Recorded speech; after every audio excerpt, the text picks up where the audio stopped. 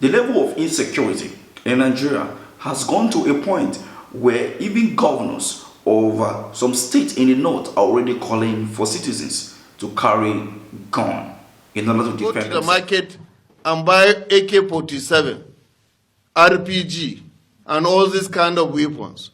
What are people that are supposed to protect themselves? They should equally be. These people are holding it illegally. We are trying to hold it legally.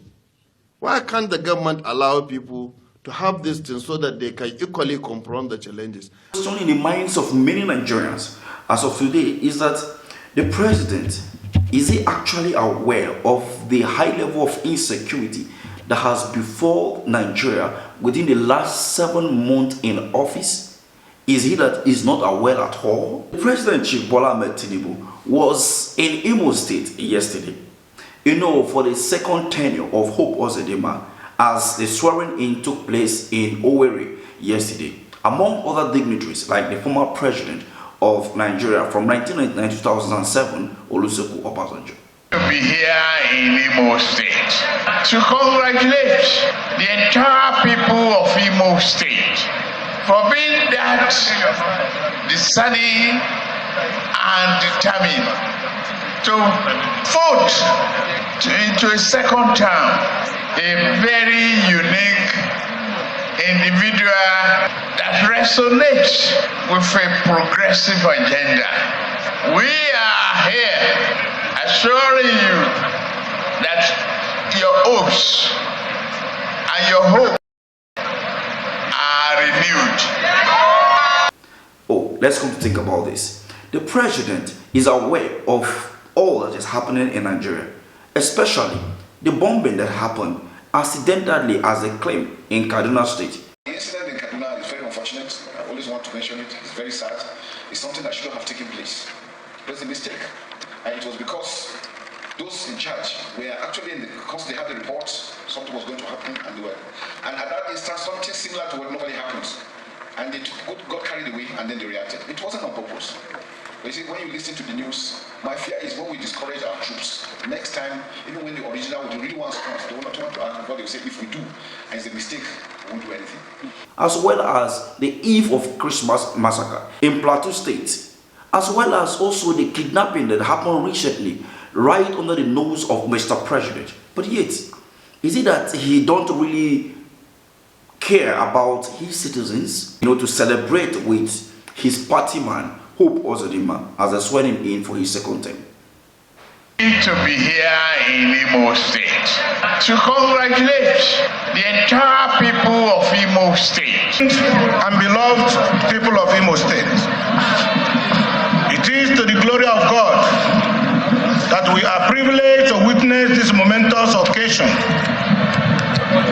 of my swearing in as the governor of Imo State for a second tenure. What I'm asking now is this: will the president actually visit Kaduna or Plateau State for his second term bid in 2027? Or is it that those politicians that he is moving with right now, like the governor, Hope Uzodinma from Imo State, and as we all know, the governor of Plateau State rightfully said immediately after the judgment of the Supreme Court, his victory was affirmed by the Supreme Court, that the president actually has the powers to use the Supreme Court to remove him from office. But then, he never uses those powers. Wait a minute. Could that be that the judicial system is now in the pocket of the Mr. President? Is it that we no longer have separation of powers? Is it trying to tell us, the obvious already, that even the judgment passed by the Supreme Court in favor of Bola Ahmed Tinubu, the judgment from the Supreme Court for the presidential election, was it that it was because he was the president, so he was able to mandate the judges to give the judgment in his favor? Because from the statement of the governor, if you look at it carefully, you will understand that the judicial system is already in the pockets of the president. Oh, if you remember, the president was also at the National Assembly to pass, to submit the budget for 2024. We all saw what happened in 2023 when the Harrow Chamber was desecrated by the rep members and the senators who sing songs of allegiance to the president.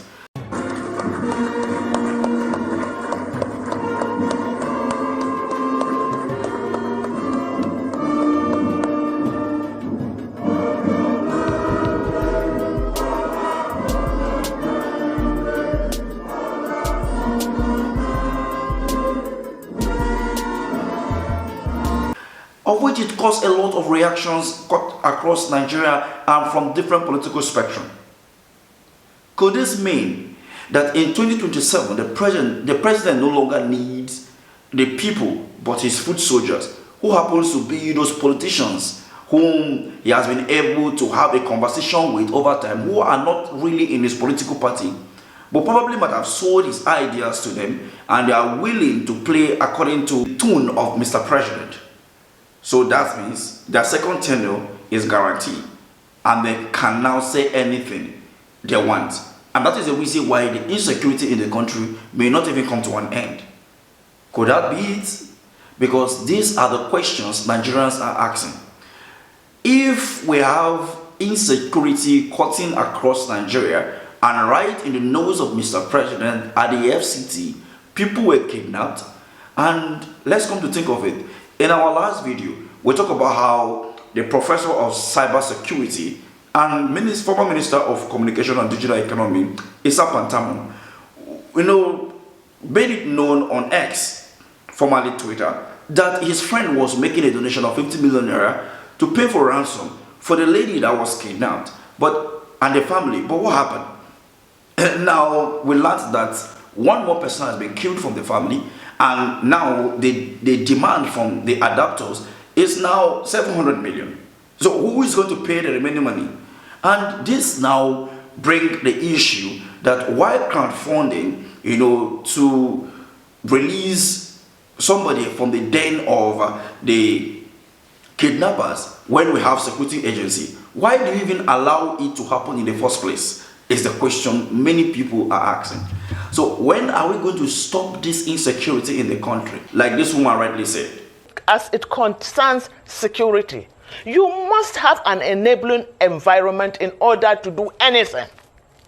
So you cannot take someone that is virtually senile and another person that has been associated on several occasions with funding terrorism. Terrorism, this banditry, this carnage is not just happening by mistake. It's a multi-billion-dollar industry.